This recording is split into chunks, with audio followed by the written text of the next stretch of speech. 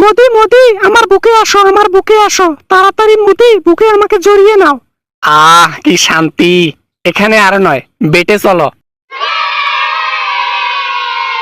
উফ, দুষ্টু লাগে তো এই বয়সে এসেও এত পাওয়ার। পাওয়ার হবে না, পাওয়ার হবে না, হ্যাঁ পাওয়ার হবে না। এরকম সুযোগ পাইছি, এতদিন তো এভাবে হয় নাই।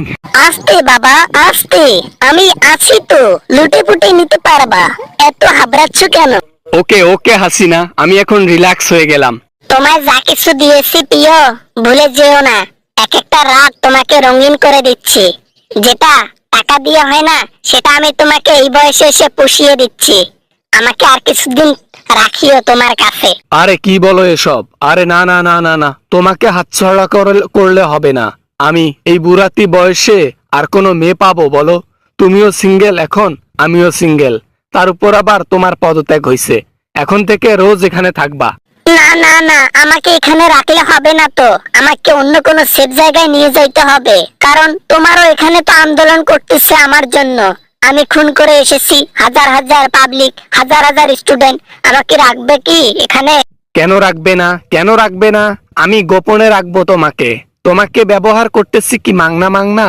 এই বয়সে এসে আমার সাথে কে শুবে বলো তুমি ছাড়া? এজন্য বউয়ের চাহিদাটা মেটানোর জন্য হলেও তোমাকে আমার কাছে রাখবো। আমি না প্রথম থেকেই তোমাকে অনেক কিছু দিয়ে এসেছি, তুমি কিন্তু আমাকে কিছু দাও নাই। তোমার কাছে আমি শুধু একটা চাওয়া চাই, সেটা হচ্ছে আমি যেন কোনোভাবে মারা না যাই। আমাকে যেন গণধুলাই করে কেউ না মারে। তোমার বুকে রাখো। উফ, ব্যথা পাইতো। কেন রাখবো না? অবশ্যই রাখবো। এই বয়সে তোমাকে ছাড়া আমার কি আর চলে? আর অন্য জায়গায় তোমাকে দিয়ে পাঠাইলে অন্য জায়গায় বাংলাদেশের প্রবাসীরা থাকে, যদি তোমাকে মেরে ফেলে তখন দেখা যাবে এই বয়সে আমিও সিঙ্গেল হয়ে গেছি। আমি তোমাকে চাই, I love you. I love you too আমার মোদি, আমার ভালোবাসার মানুষ। তোমাকে শেষ বয়সে কাছে পেয়ে আমি অনেক খুশি। যেটা আমার স্বামী আমাকে করে দিতে পারে নাই, সেই সুখটা আমাকে শেষ বয়সে এসে দিলা। তোমার সঙ্গ আমি কখনোই ছাড়বো না, ওহে ভালোবাসার মানুষ। আমি দেখতেছি তোমার জন্য কি করা যায়। আমি চেষ্টা করব আমি তোমাকে যেন এখানে রাখতে পারি, আমার কাছে, আমার খুব কাছে। এখন যেমন আমার বুকে শুয়ে আছো, ঠিক এমন করে বাকি জীবনটা তোমাকে নিয়ে কাটাতে চাই। এটাই আমার আশা আর চাওয়া।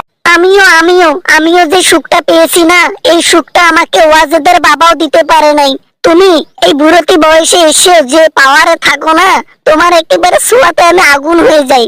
ও মা, কি লাগে। আরে আমি আমার বউকে যেভাবে ইয়ে করছি না, তোমাকে তো ওইভাবে তার চাইতে বেশি করতেছি, বোঝো না কেন? তোমার কাছে আমি বেশি তৃপ্তি পাই।